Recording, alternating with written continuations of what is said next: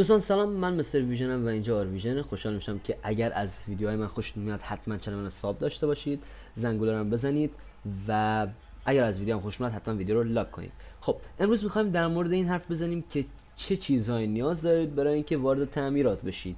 یعنی کسی که میخواد وارد عرصه تعمیرات الکترونیک بشه چه چیزهای اولیه‌ای نیاز داره، صرفا چیزهایی که برای اول کارتون نیاز دارید، نه هر چیزی. ولی من همه چی هم بازم بهتون نشون میدم که نگاه کنید و داشته باشین بدونید.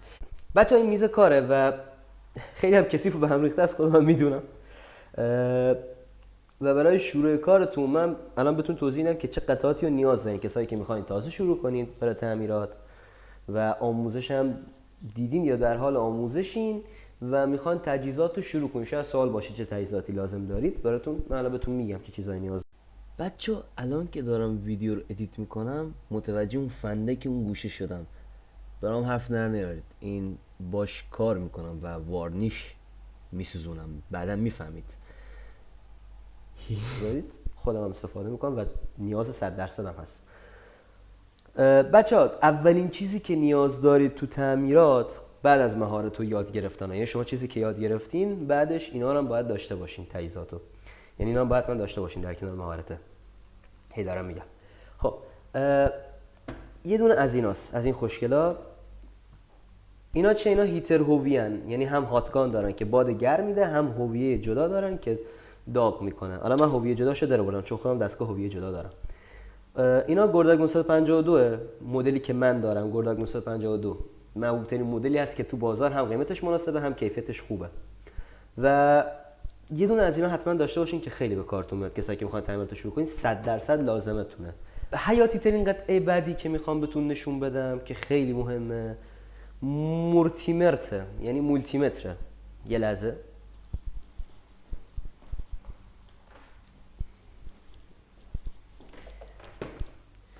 حیاتی ترین قطعه بعدی که میخوام بهتون نشون بدم اینه، مولتیمتر. مولتیمتر هم مدل ها زیادی هست تو بازار، ولی معروف ترینش که خیلی استفاده میکنن همین VC97 ویکتور VC97 که سری 2020 هم هست. یه سری قدیمی هم داره که با این فرق میکنه که اونم دارم، منتها باید بگردم پیداش کنم بهتون نشونش بدم. الان بازم متوجه شدم که یادم رفت مولتیمتر قدیمشو بهتون نشون بدم، اما مشکل نداره، الان عکسشو میذارم که نگاه کنید، نگید نگفتم، فقط از ذهنم رفت چون خیلی شلوغ بود. بریم ادامه ویدیو. یه خورده اینجا به هم ریخته است و خیلی پوکیده است. در کنارش من مولتیمتر آنالوگ هم دارم، ولی هم مولتیمتری که داشته باشید کافیه، بهتون کفاف میده. اینجا مولتیمتر زیاد دارم، کلی میگم. مولتیمتر یکی از ابزارهای خیلی مهمه که باید داشته باشید. و چیز بعدی هم یعنی قطعه بعدی هم هویه است. ببین یه هویه معمولی همیشه داشته باشین، یعنی به نظر من نیاز هستن. چرا؟ چون مثلا تو تعمیر بعضی چیزا مثل پاور و بردای پاور و اینجور چیزا که دسترسیتون نسبت به اینا کمتره، نمیتونید خیلی مثلا تکون بخورین، یه جاهایی باید برین، یه خورده اذیت میشین تو اندازه دسترسی. اینا خیلی به کارتون میاد. مدل‌ها خوبی هم داره، برندها خوبی هم داره. پروکسیتش هست، اجتماع کام سانشاین هست، مارکا زیادی هست. خب یاکسون هست، یاکسون هم خیلی خوبه، یاکسون خیلی خوبه. و قطعات بعدی که شما نیاز دارید که خیلی مهمن سیم لحیمه. این هم من بهتون بگم، سیم لحیم. بچه تو سیم لحیم دقت کنید، واقعا میگم مارکای خوبی رو بخرید حتما، چون یه بار براتون مقایسه میکنم بهتون نشون میدم که مارکای کیفیت پایین چه چیزا آشغالی ان و اینا چه فرقی داره، اصلا زمین تا آسمون فرقشون رو متوجه میشین. حتما مارک با کیفیت بخرید. مارک مثلا آسایی خیلی خوبه دیگه، فکر کنم آریام هست اگه ایرانی باشه، یا بهینکس. مارکای دیگه زیاد هستن، ولی آسایی مارکی که من همیشه استفاده میکنم ازش و راضی ام ازش. و قطرش هم همیشه حواستون باشه بستگی به کارتون داره، نیم داره، 8 هم داره، هر چی چیزتر باشین کلفت چیزه قطورتر میشه. کلفی خود بد بود. و مسئله بعدی برای تمیز کردن نوک هویه‌تون، مثلا نوک هویه رو نگاه کنید، خورده پاره پوره به چخ رفته نوک هویه‌ام. دلیلش هم اینه که مثلا باید سعی کنید از تمیز کننده استفاده کنید، سیمای تمیز کننده یا این پدای تمیز کننده، و یا حتی اینم خیلی خوبه. این خیلی خوبه، این احیا کننده نوک قرعه، مارک مکانیک هم هست اشتباه کنم، این خیلی خوبه. اینو نوک هویه که توش بذارین قشنگ تازهش میکنه. از طرف مرحله بعدی هم که میخوام بهتون بگم، هویه‌ای که میگیر، یعنی هیتر هویه که گرفتیم. الان من هویه جداشو دارم، این هیتر هویه هم هست ولی هویهشو جدا کردم، خودم در آوردم. هویهش هم مثل همینه تقریبا، آره مثل همینه. خب و چند تا سری داره، سعی کنید سریاشو همه رو بگین، چون خیلی از سری‌ها به کارتون میاد. یه سری یعنی هر سری کاربرد داره توی یه جای دیگه، یه سری جا برای ظریف کاریه، یه سری جا برای کارهای مثلا سنگین‌تر، یا مثلا برای نمیدونم تمیزکاری. خیلی کلا هر سریشو شما نیاز دارین داشته باشین. قطع وسیله بعدی هم که نیاز دارین این مایع فلکسه که انواع مختلف داره. من یه مدل اینو دارم که تموم شده، یه مدل اینو دارم. مدل‌های مختلفی داره که خیلی زیادن که میتونید استفاده کنین. قطعات دیگه ای که شما نیاز دارین برای کارتون، برای شروع کار، اینا اصلی ترین چیزا بودن که نیاز داشتین. به همراه پیشگوشتی هم که دیگه میدونید دیگه، یه پیشگوشتی 4 سو، 2 سو، بزرگ و کوچیک نیاز دارین 100% داشته باشین. یه چیز دیگه هم یادم رفت.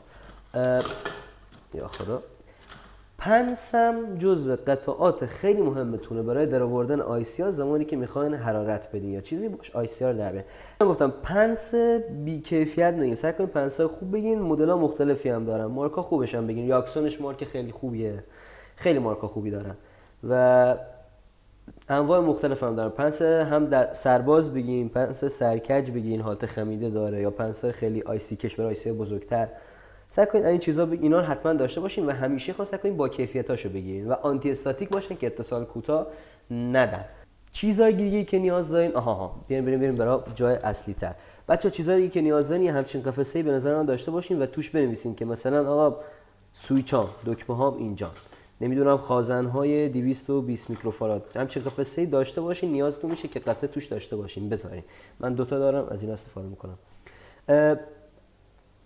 بخش بعدی حالا اینجا یه خورده فرق میکنه، بستگی به تعمیراتون داره که تو چه حوزه‌ای میخواین تعمیرات برین. اگر تو حوزه کامپیوتر و لپتاپ و مثلا اینجور چیزا میخواین تعمیرات انجام بدین، حتما پیشنهاد میکنم حتما اینا که بهتون میگم انجام بدین. قطعات اسقاطی، بردای اسقاطی دستگاه رو اگر تونستین از جاهای بخرین یا اینکه به قول گفتنی گیر بیارید، سعی کنید یه جای این قطعات رو بگیرید. من خودم قطعات اسقاطی رو وقتی که گرفتم رفتم از یه جای اسقاطی فروشی خریدم، یه 2-3 تا خریدم. بعدش هم دیگه مثلا تعمیراتی که شروع کردم برای خیلی‌ها که قطعه مثلا عوض می‌کردم یا مثلا برداشون فرض مثال اوت میشد، بردا رو تعویض می‌کردم، برد اوراق ازشون به قیمت ارزان‌تر یا گهگاهی هم خودشون برد اوراق به من میدادن و نگه می‌داشتم. الان کمد برد اوراقامو بهتون نشون میدم، بریم سمتش.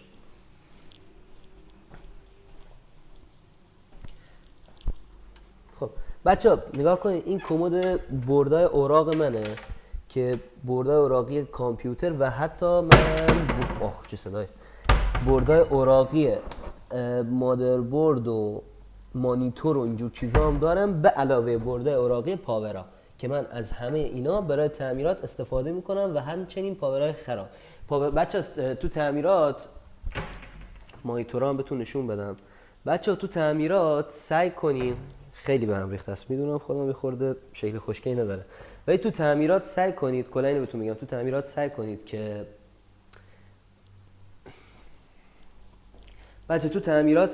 که همیشه قطعات اسقاطی رو نندازین، یه جای براشون جور کنید، چون خیلی وقتا همون بردای داغی به قول گفتن یا بردای خراب سوخته خیلی کمکتون میکنن تو تعمیرات که بتونین یه قطعه بزنین. مثلا یه دستگاهی ممکن براتون بیارن مثلا تو بردای لپتاپ یا بردای پی سی، مثلا این لپتاپ بردش کارت صداش سوخته، آی سی صداش، خب آی سی صداش سوخته و شما یه برد اوراق مثل خودش دارین، میتونین آی سی صدای اون رو در بیارین روش تست کنین.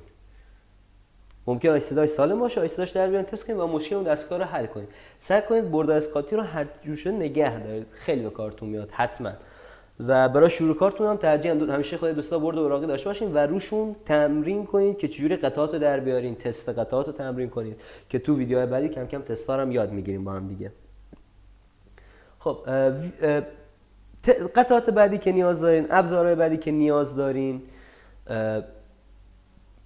اینا کلی بهتون میگم، اینا شروع اولتون، یعنی شما اینا رو حتما داشته باشین کافیه. خیلی از چیزاتون رو میتونین راه بندازین، مولتی متر و هویه و ست پیشگوشتی و نمیدونم سیمچین و کفچین و دنباریک و اینجور چیزایی که دیگه سرسر باید داشته باشین، نیاز هستن که داشته باشین.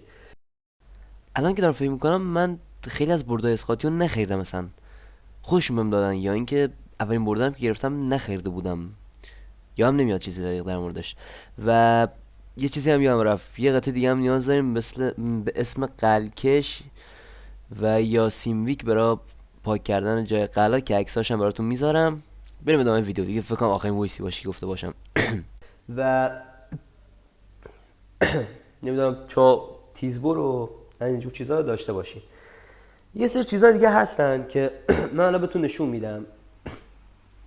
بچا مثلا این بهتون فکر کنم نشونم دادم، این هویه جدا یاکسون 936 A. خب این اگه اینو خریده باشین دیگه واقعا فعلا نیازی نیست از اینو بخرین. همین این کارتون رو میذارم. من خودم اول از همه استفاده میکنم، بعدها دیگه اومدم از این یه دونه اینا گرفتم چون کیفیتش خیلی خوبه. نه اینکه اون بده، ولی کیفیتش خیلی خوبه. یه چیز دیگه هم یادم رفت بهتون بگم، بچه‌ها روغن لحیم هم بگیرید حتما. روغن لحیم با مایع فلکس فرق میکنن. و دستگاه بعدی که شما میتونید، یعنی مرحله بعدی باید بگیرید، منبع تغذیه است. منبع تغذیه چیکار میکنه؟ منبع تغذیه مثلا الان نگاه کنید، من روشنش میکنم. الان مثلا اینجا فکر کنم 9 ولت 10 ولت دارم ازش خروجی میگیرم. برای چه زمانی؟ برای زمانایی که مثلا من میخوام جریان کشی رو حس کنم، مثلا ببینم یه قطعه ورودیش 3 ولته ولی من بهش ورودی میدم، ورودی نمیگم، مثلا 3 ولت بهش میدم، میبینم یه جاش داره اتصال کوتاه میکنه.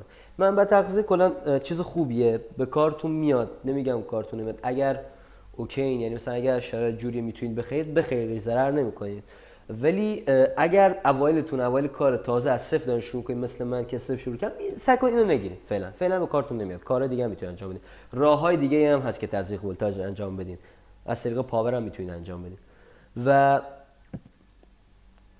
بچه‌ها ابزار بعدی که من دارم استفاده میکنم ازش تستر LCR متره که من باش ظرفیت خازن رو باش تست میکنم، یعنی ظرفیت خازن سلف مقاومت رو باش تست میکنم. اینم جزء قطعاتیه که کاربردی است و نیاز هست داشته باشیم، ولی اوایل کارتون بازم تاکید میکنم نیاز نیست الان حتما بگیرینش در جا. هر وقت اوکی بودین، شرایط جور شد، خیلی ان وضعتون خوب بشه، اوکی بشین، میتونید اون از اینا بخرید و استفاده بکنید. دارم بازم تاکید میکنم که این قطعات رو فقط دارم نشون میدم، نیازی نیست خیلی چیزاشو بخرید، فقط قطعات مهمو من آخر ویدیو هم بهتون میگم. قطعه بعدی که من استفاده میکنم این اسیلوسکوپ هاست. این کارت اسیلوسکوپه که وصل میشه به کامپیوترم و باش نمودار میگیرم. این اسیلوسکوپ جیبیه، خیلی کوچیکه. الان یه روشنش میکنم بتونم نشونش میدم با یه دست. چقدر گرمه. خب ببینین این کارت اسیلوسکوپه، یعنی میخوام اسیلوسکوپ جیبیه که فرکانس رو من باش میگیرم، میزان فرکانس ولتاژ بر حسب زمان رو میگیرم. مثلا یه آداپتوره که با مولتیمتر تستش میکنم، اینم آقا 19 ولت به من میده، ولی ممکنه که مثلا تو ثانیه 3 مثلا میگم مثلا تو یه ثانیه ولتاژ ایفی بشه 12 ولت بیاد پایین، این نمودار میره بالا پایین، نمودار این تغییر میکنه میاد بالا پایین. نباید این به قول گفته این نویز رو داشته باشه.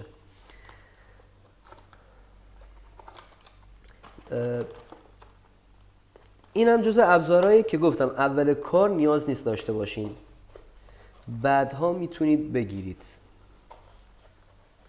مارک خوبش هم اگه میخوام بگین هانتک جزء مارک‌ها خوبیه که هست تو بازار. ابزار بعدی که نیاز داریم برای تعمیرات با توجه به کارتون، یه دونه پد داشته باشی. این پد تعمیرات نسوزه که قطعات روش میذارم حرارت میگیرم، آب نمیکنه و اتصال کوتاه هم نمیکنه. فقط همیشه تمیزش کنین که دستگاه میخواین تست گرم بگیرین حواستون باشه اتصال کوتاه نکنه. تست گرم یعنی که به مدار به برق وصل کنین.